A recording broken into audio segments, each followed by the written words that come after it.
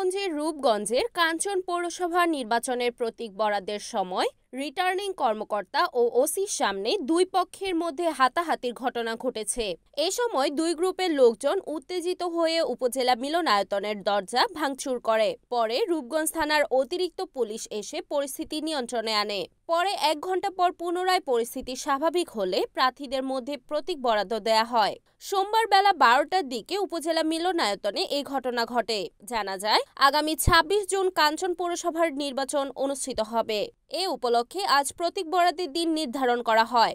আজ বেলা 11টার দিকে মেয়র প্রার্থী বর্তমান মেয়র রফিকুল ইসলাম তার প্রস্তাবকারী ও সমর্থককারী নিয়ে সামনের আসনে বসে। এর কিছুক্ষণ পরে আরেক মেয়র প্রার্থী আবুল বাশার বাদশাহ তার লোকজন নিয়ে স্লোগান দিতে দিতে মিলনায়তন ভবনে প্রবেশ করে। এ সময় বাদশাহ রফিককে তুই বলে সম্বোধন করে পেছনে চেয়ারে গিয়ে বসতে বলেন। এ নিয়ে উভয় পক্ষের লোকজনের মধ্যে হাতাহাতির ঘটনা ঘটে।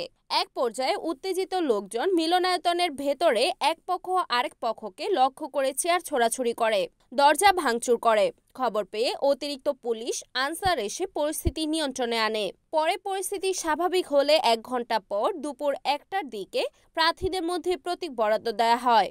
এ ব্যাপারে মেয়র প্রার্থী রফিকুল ইসলাম বলেন, শান্তিপূর্ণভাবে তিনি তার সমর্থককারী ও প্রস্তাবকারী সহ সমর্থকদের নিয়ে রিটার্নিং কর্মকর্তার সম্মুখে চেয়ারে বসেন। বাদশাহ সহ তার লোকজন স্লোগান দিতে দিতে প্রবেশ করে আমার লোকজনের সাথে খারাপ ব্যবহার করে।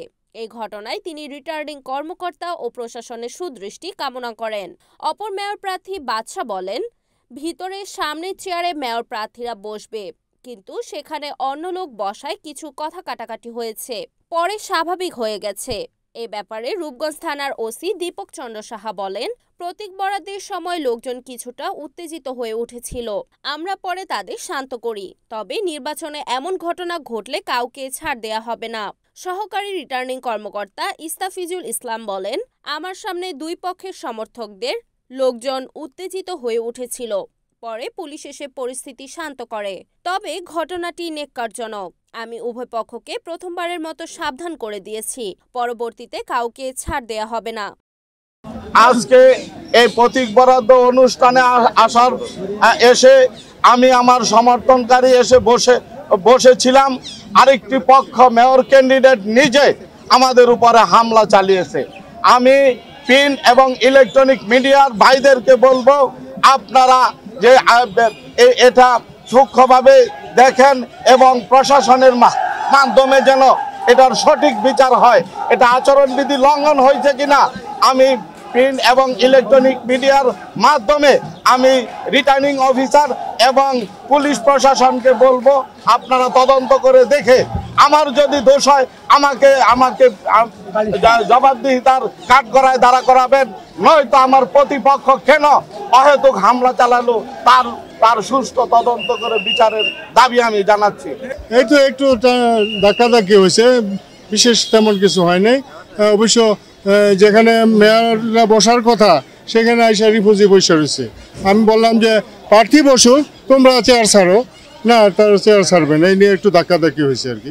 তো রিফিউজির মতো ব্যবহার করবে, এটাই স্বাভাবিক। হ্যাঁ, যাই হোক, তেমন কিছু হয় নাই।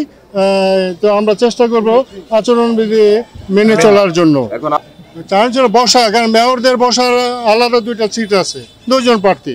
সেখানে যদি অন্য লোক বসা থাকে আমি বলতেই পারি চেয়ারটা ছেড়ে দাও নাকি। এটা বলার পরে তারা উত্তেজিত হয়েছে, শুরু করছে এই ঘটনা। বললো যে সবাই আচরণবিধি মেনে চলবেন, ভবিষ্যতে এমন হলে আমি কাউকে ছাড় দেব না।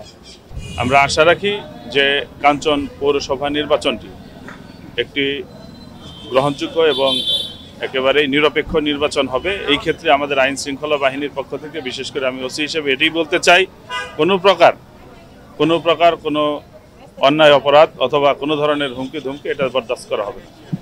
যে কোনো মূল্যে আমরা এলাকার পরিস্থিতি, আইন শৃঙ্খলা পরিস্থিতি সমুন্নত রাখার জন্য আমরা বদ্ধপরিকর। আপনি সঠিক বলছেন। আমরা একটা উৎসবমুখর পরিবেশে আজকে আমাদের প্রতীক বরাদ্দ অনুষ্ঠানটা সম্পূর্ণ করলাম, কিন্তু প্রথমে একটা অনাকাঙ্ক্ষিত ঘটনা ঘটে গেল আমাদের সম্মুখে। আমাদের এখানে ওসি সাহেব ছিলেন, পরবর্তীতে ইউনো সাহেব এসছেন, আমাদের এসিলেন্ট ছিলেন। আমরা চেষ্টা করেছি তাদেরকে নিবৃত্ত করার জন্য। যেহেতু এটা আমাদের সম্মুখে ঘটেছে এবং প্রারম্ভিক অবস্থায় আছে, আমরা তাদেরকে সতর্ক করে দিয়েছি এবং পরবর্তীতে যদি তারপরেও ওনারা করে আমরা কঠোর হস্তে দমন করব এবং নির্বাচনী আইন বিধি যথাযথভাবে প্রয়োগ করব। এটি report Enamul Haque, NAN TV, Narayanganj.